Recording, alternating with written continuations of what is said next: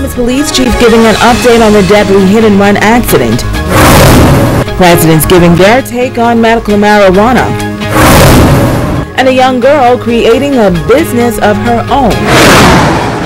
The Bahamas Tonight Northern Edition starts now.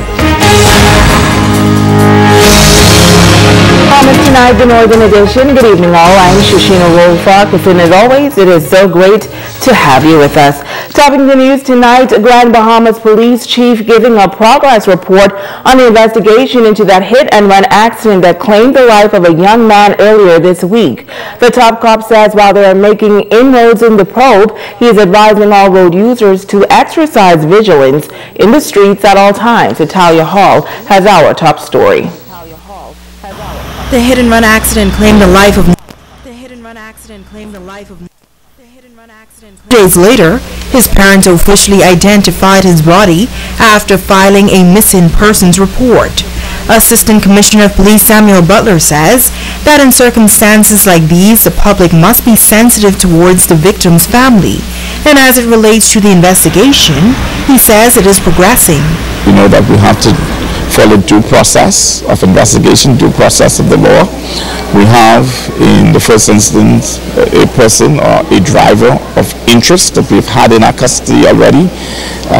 We've had our initial interview with that individual, and now before we can go any further with that individual, we have to continue to bring together our scientific arrangement of evidence, and which is well on its way in terms of our draftman completing his work, in terms of the pathologist laying the pathologist report, and those things are coming together quite quickly, and we will make a determination. Unconfirmed reports say a second driver may have been involved in the fatal accident. There may have been a second person that we want to be able to seek out, but I won't go further than that until our scientific evidence is brought some conclusion to confirm that there was a second. But initial reports by witnesses who came to the scene after kind of gave us direction that there may have been a second vehicle. Speaking to the first person, they gave some account that may suggest that a second person may have been involved. We are following those leads. Now, in light of the situation, ACP Butler is advising all motorists and pedestrians to always be vigilant while traversing the streets. Walk safely on the side of the street. Be careful of where you will cross the street.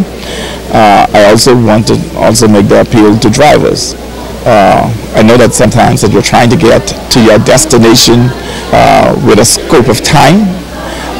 Certainly if you leave in time and you pace your proper driving speed, you'll be able to deliver yourself safely to your destination. Reporting for ZNS Network News, I'm Italia Hall. Thank you, Tally. Well, a boating accident in West Grand Bahama this afternoon has left an American visitor with serious injuries. Unconfirmed reports say the incident occurred shortly before 3 p.m. in the area of the Blue Marlin Cove Marina, and it involved 2 U.S. registered vessels. Now, according to reports, 3 visitors were swimming when the second vessel came along, and one of the swimmers sustained injuries resulting in one of his arms being amputated. The injured visitor was then taken to the local hospital and is being attended to by medical officials. Police say investigations are continuing. Switching gears now, the conversation concerning the legalization of medicinal marijuana continues. Our Kimberly Mullings took to social media to find out how Bahamians feel about this issue. On Twitter, Facebook, and Instagram, in a yes or no poll, ZNS News asked, as long as adequate research is done with supporting evidence that it works, do you believe that marijuana should be legalized for medicinal purposes in the Bahamas? We received 548 responses. 507 people voted yes, and 41 people voted no. Here are some of the answers we received. On Twitter, SmileAWhile242 says it should just be legal for smoking purposes. Hella Ella Chill says its versatility in terms of what it can be mixed, cooked, or blended with to reduce stress, anxiety, chronic pain, spasms, glaucoma, epileptic seizures, Dravet syndrome, isolate cancer, slows Alzheimer's, reduce multiple sclerosis pain, hepatitis C, and arthritis. The list goes on. 404 Duddy. Not for medicinal purposes, the Bahamian government doesn't encourage scientific research and data collections, which renders them incompetent regardless of accolades, because then they would rely on other voices to stabilize such a vast economy. Lane Perry, 56A, says, if not just to criminalize it. On Facebook, Reno Curtis says, what adequate research needs to be done when the world has already proven medical marijuana works? Not a single dollar needs to be spent on more research. Just legalize weed.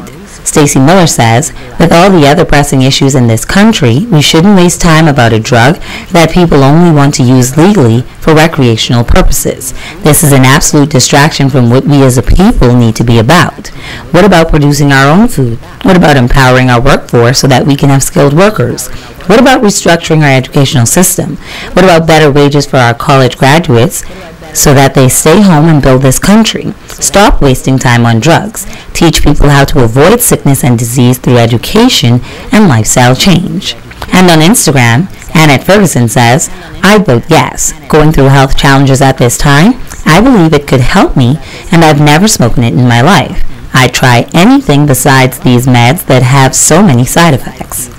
Feeling Roxy Baby says, yes, but I think we need to take it in baby steps. We should start out by allowing the oils to not skate the lines of being illegal. What's really going to be the issue is so many Bahamians have a criminal history that the people who do it now illegally may not be able to do it legally. 3 Wigsy says, yes, for the people who really could benefit, and no for the ones who will exploit the system by getting medicinal marijuana for simple things like insomnia and appetite, basically made up reasons, because it's going to be one doctor who's only in it for the cash. Kimberly Mullings, ZNS Network News. Walker's Key welcoming government officials for an on-site visit yesterday. Representatives from the Bahamas Investment Authority, Ministry of the Environment, Port Authority, Ministry of Finance, the Department of Planning, the Bahamas Power Company, and several others participating in the tour with the Allen family. They were able to view plans that the new owners believe will lead to the reopening and the rebirth of Walker's Key.